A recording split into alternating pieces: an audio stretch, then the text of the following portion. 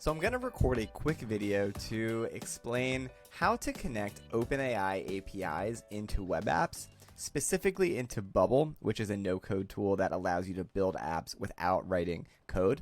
And you're going to learn on a high level how to use different APIs from OpenAI. And an API is basically a way to connect your app to other services on the internet and send data back and forth. So in OpenAI's example, what we can do is send a prompt from our app into OpenAI.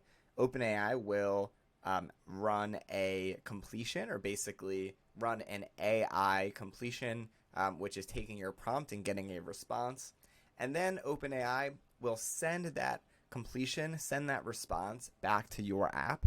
So that way your app can have the powers of OpenAI just by paying them a fee for every API call that you create. So this video will be an overview. If you want to learn a lot more about building apps with AI, check out the link in our bio, which is a full course which is going to teach you how to build fully functioning apps using Bubble and OpenAI, such as an AI writing app, such as your own version of ChatGPT. You'll also learn how to create image generation apps using APIs that connect to Stable Diffusion. So if you want to learn more, check out the link in the bio, but let's go ahead and get started. So here on the page right now, I'm on the OpenAI API reference. And anytime you are working with an API, you're going to have a documentation page like this, which is basically going to tell you how to use the API. And I'm going to kind of walk through one of these examples so you'll start to understand how to read this documentation and how to implement documentation like this in your own app. So what you learn here is going to be helpful for other APIs that you might be working with in the future, whether it's other AI APIs such as Stable Diffusion, or it is an API that is related to something completely different. So here on the left side, you can see the different types of API calls that you can do with OpenAI. So just as an example, let's start with this completions API reference. So completions, as it says here, is you are going to give a prompt, and then the model is going to return one or more predicted completions, and it can also return the probability of alternative tokens at each position. So just as an example, think about ChatGPT. When you ask a question to ChatGPT, that is essentially sending a prompt. So you can think of the question that you ask as the prompt in ChatGPT. And then what OpenAI is doing is running essentially an API call on your prompt, and then it's giving back a response. And the response from that API call is what the ChatGPT is going to respond with. So kind of think about it that way in terms of the prompt and then the response in a completion. And here on the API documentation, I'm going to kind of walk you through what OpenAI is giving us so you can kind of understand how to read it. So in an API call, first you have the URL that you're calling, and you'll see how we implement this in Bubble to add this to your own app in a bit. But first, I just want to explain how it works here in the documentation. So they're giving you an example request. The request is essentially what you're going to send from your app into OpenAI. And in this request, we have essentially the URL here. We have headers. You don't have to worry too much about what that means for now, but there's headers in the API call. And then there's parameters. Now, parameters here are what OpenAI is giving more information about. And some of them are required and some of them are optional. So a model, for example, is required. A model is the AI model. So Text DaVinci 003, as an example, is the GPT-3 DaVinci model that we're sending through with this example request. We have the prompt. That's what we're going to send through as the parameter as well. And then there's a lot of other parameters that you can send through OpenAI, such as temperature, top PN, and the documentation has more information about this. A lot of it has to do with the way that the AI is going to respond. So for example, temperature is going to change whether it is more deterministic and focused, or the output is more random. So there's different things that you can do there with these different parameters. Generally, if you just don't include the parameters here, OpenAI is going to default to the essentially the best parameter for most types of responses. So if you just don't include it, it's going to default to a pretty good response, but you're always able to change those in the parameters if you'd like. Then down here, this is an example response. And the response you can see is going to have an ID. It's going to have a date that it was created on. These numbers are really a date. It's just putting it in a number format. It's telling you that the model that it used. And then under choices, it's giving you the response test. So text, this is a test. This /n is essentially a way of having a line break in the JSON. It's a way of displaying that. JSON is the essentially format code that this is written in. And then some more information about the tokens that it was used, the prompt tokens, total tokens. This is helpful if you want to, if you're building an app where users are, using OpenAI and you want to track the number of tokens, because tokens cost money, so you want to charge people based on the tokens that they use, just as an example. So the text response here in the choices array, an array has these square brackets around it, is basically going to be the response that you're going to want to pull out and display in your app. So here, as you can see, the parameters in this example was say this is a test. That was the prompt. And the response is this is indeed a test. All right, so hopefully after watching this, you have a little bit of a better understanding of how to kind of read this documentation, read this API documentation. You're going to learn a lot more as you actually build your own apps. But this is hopefully a good kind of introduction here. And also, if we go over to different API reference documentation, for example, we have an image documentation, which is going to use DALL-E, which is OpenAI's image generation software API.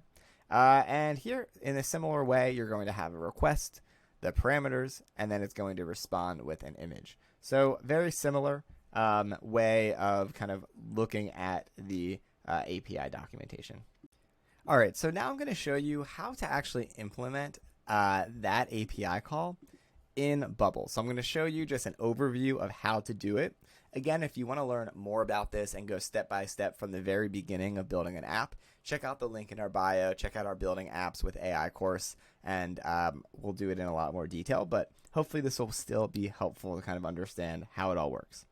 So in Bubble, on the left side, we're in an app. So we created an app in Bubble. And on the left side, there's going to be a tab called Plugins. So we can go to the Plugins tab.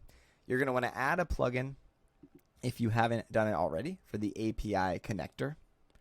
And then when you go into the API connector, what you're going to do is add an API, and we're going to give it the name of OpenAI. Then we're going to add authentication, which is private key in header. What this means is in the API call, we have something called headers, which are at the top. And the private key in the header is going to allow us to connect to our OpenAI account, which is essentially kind of like a password to get into our API account through the API call. So the key name is authorization, and the key value is going to be bearer, space, and then your API key. You're going to paste it in. And you're going to do that by going to your OpenAI developer account, going down, going to view API keys, and that's how you get your API key. You can generate multiple API keys as well. And you also want to make sure that you don't share that API key with other people because, like I said, it is essentially a password into your account. In Bubble, we're going to copy the same thing under key value, under development key value. This in Bubble basically is a way of telling Bubble that if you wanted to use a different API key for development versus live, you could do that. That could be helpful for certain apps. In our case, we're just going to have the same one in development and in the live version of our app. Next, we're going to have shared headers for all calls. And with OpenAI, you need this content dash type. You need to make sure it's capitalized C, lowercase t, exactly like this, and then applications / JSON. This is just what you need to have on every API call for it to work. Okay, great. And now that you kind of have the API call set up here in Bubble, what we can do is set up the actual specific API call. So this is kind of shared amongst all of our calls in Bubble. And then here you can see I've set up different API calls. So like an ad copy generation call, a moderation API call, an image generation call, a chat GPT call. So there's different API calls that I've created. I'm going to walk you through the ad copy call and kind of what I did here to set it up. So if you go into the designer, you can see this is basically what I built. Again, check out the link in bio if you want to build this all from scratch, step by step. And it's just the ability to add a product description, add a tone, and then generate it, and then get the response here. So if we go back to our plugins, the name is of the API call is add copy. In Bubble, we're going to set it up as using it as an action. What that means is we can use it in a workflow. So like when we press this button, we're going to essentially use a workflow to call that API call. The data type is JSON. And then here we go. It's a post. So let's go back to that completions call here. And here it is. It's telling us right here it's a post. That's a type of API call, which is basically sending information and getting back information. So it's a post, and then this is the URL. So if we go back to our Bubble app, you can see we did post, and then we added that as the URL. We don't have any headers here. And all we're doing is the body type is JSON, and we're going to have code that we're going to copy in here. And if we go back to the API reference, you can see this is the code. So if we go back to our generator, our API call here in Bubble, we can see that we have the parameters here that we're adding. And here it is. Here's all the parameters. So you can just copy this and paste it right here. You could paste it into the body and then put in whatever prompt you want to put in. In our case, we're saying write copy for a Facebook ad with the following information. This / is essentially a space, a line break, and then product : description, line break, tone : and then line break, and then ad and : So we're kind of giving it this setup here for our prompt. And you can also start with something really simple, kind of just like say this is a test. And then for temperature tokens, you can put in whatever you want. Here is kind of default values.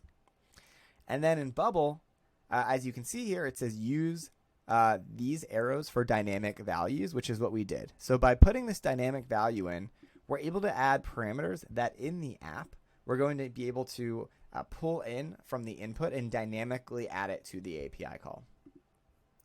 So here under description, it's a basketball that never goes flat. The tone is upbeat. You want to uncheck private, and then you're going to want to initialize the call.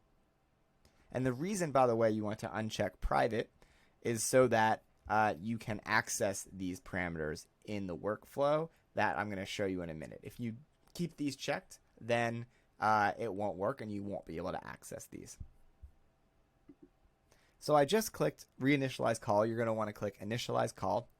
If it all worked correctly, then you're going to get this returned value drop down here.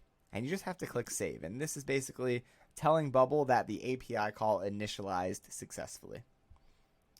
So I'm going to now go back to our designer, and in the workflow, which I can get to by clicking on our generate button and clicking start edit workflow, I'm going to show you how we are actually calling the API. So here we have this is just kind of a design thing, and like I said, we get into this in a lot more detail in the full course, which you can check out in the description. But here under add copy, and also I'm skipping the information about moderation. That's another part of the course. That's a part of the course of setting up your app so that there's an API endpoint for moderation to make sure that everything you're not sending any information to OpenAI or using AI for any bad reasons or inappropriate reasons or inappropriate words or things like that. So you can kind of use moderation. In our example here, we're basically calling the OpenAI add copy API call that we just did. So in Bubble, when you're adding a workflow, you can search for what it's called in the plugin tab there. And then here you can see OpenAI add copy. So you just click that. Then here what we're doing is just pulling in the inputs value for description and the inputs value for tone. This is basically a way to filter it out if the moderation is telling us that we shouldn't run this. Again, I'm not covering this right now, but it's something that you could learn in our course. And then what we're doing is setting states on the page to get the response from the API call. So when you do an API call with OpenAI and Bubble, the first step of sending the information to OpenAI isn't going to give us back the result. So if the result you want to save in your database or you want to display it on the page, you're going to need another step in your workflow after that. And that's what we're doing here, where we're getting the value from the result of step 3, choices, first items, text. So as you're going through it, you're going to do result of step 3, the choices, first items, text. And if you go to the OpenAI documentation, you can see we're getting the choices first item because the choices is an array like I talked about before, even though there's only one item in the array. So we're just going to do the first item. And what we want to get is the text. And that is the response that we talked about. All right, so I hope that was a helpful overview of how to use the OpenAI API documentation and kind of a very high-level overview of how you can implement that into your own web app using Bubble.